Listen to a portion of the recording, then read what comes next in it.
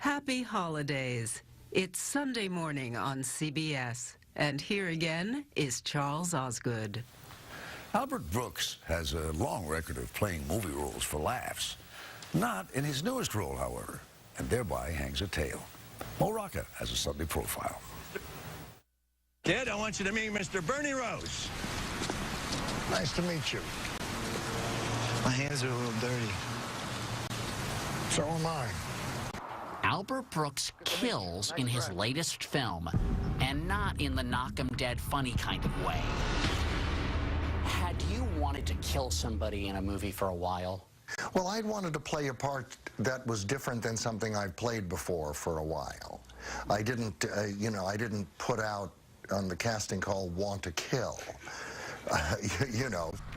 Turns out Albert Brooks, who's made us laugh for 40 years, can be a really good bad guy, too.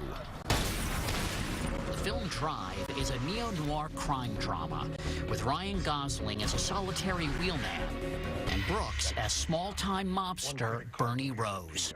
Any dreams you have, or plans, or hopes for your future, I think you're going to have to put that on hold.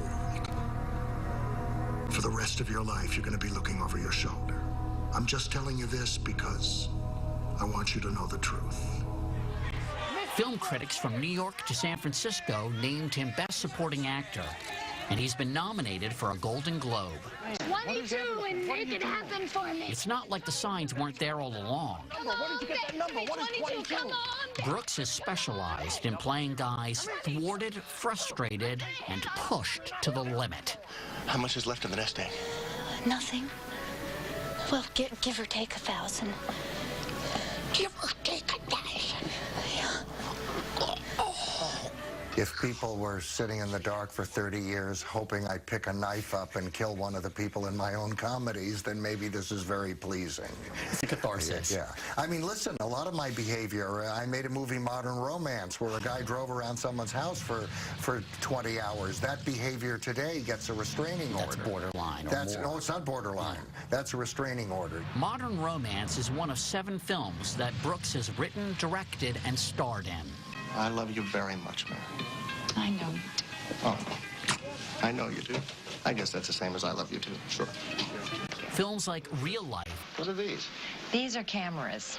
Oh, no. A spoof of what would become reality television. I mean, I'm just filming her, and right now you're in their life. They're in my life. The movie is kind of prophetic. Do you feel gratified, surprised, what?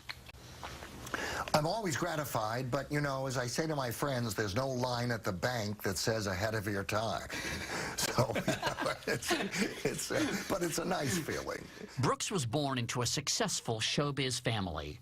His mother was a dancer. His father, the famous radio comedian Harry Einstein, who went by the stage name Park Ya Carcass. Your name when you were born was? I got my passport somewhere. My name when I was born was Albert Lawrence Einstein. Did you ever get teased for it? No. No, me and my buddy Moses, we used to just have lunch together, and then Jesus would come in, and sometimes the 3 of us would play Monopoly. He changed his name to Brooks to pursue acting, but he was funny and got work as a comedian instead. He wasn't telling jokes, but doing inventive bits, like the world's worst ventriloquist.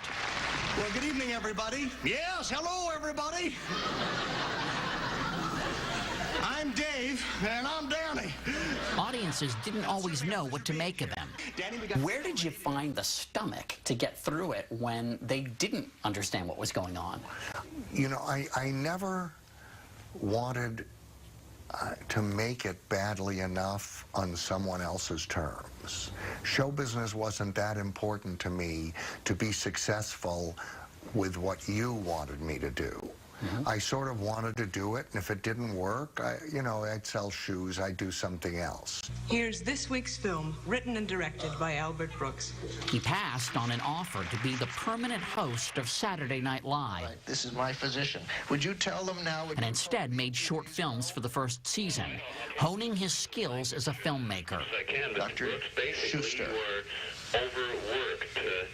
I don't know much about the motion picture business, but it seems to me that His acting career took a back seat to filmmaking.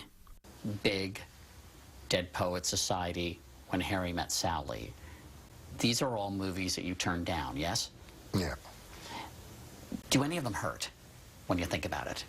No, because I didn't turn them down for any silly reason. I was making my own movies. Our own State Department was rocked. One role he didn't turn down, the neurotic newsman. You know the type, in broadcast news. This is more than Nixon ever sweated. The part earned him an Academy Award nomination. Just how noticeable is this? Huh? The drop-off? And he was most animated as the clownfish looking for his lost son in Finding Nemo. Hey, you're a clownfish.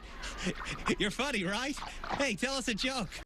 There was a mollusk and a sea cucumber. Will you ever do stand-up again? I think about it. You know, tweeting is almost stand-up. I mean, you know, it's the basis of it. I mean, if all I have to do now is I could read my tweets, I just have to show up somewhere and read them. But I think about it. I think I'd enjoy it more now. I have less to lose. He's 64, married with 2 young children. I reached a point in my life where I just couldn't be the most important person anymore. So I have a family that becomes the most important. And he's on a career high. He's a frontrunner for an Oscar nomination for his role in Drive. And his novel, 2030, is a bestseller. It's a futuristic look at what might go wrong in America in the next 20 years. But it's not a pessimistic book. Well, it's not a pessimistic book because we're here. Yeah. We're still here in 2030. The pessimistic books are the Armageddon story. Right. Where, you know, it's just Denzel Washington and a dog on a beach. That's the story I didn't want to write. I feel like I've seen that movie a few times. You have. It seems that everything that Albert Brooks has ended up doing was exactly what he wanted to do. Well, I think you've had a pretty terrific life. Is it over? No, what do you know?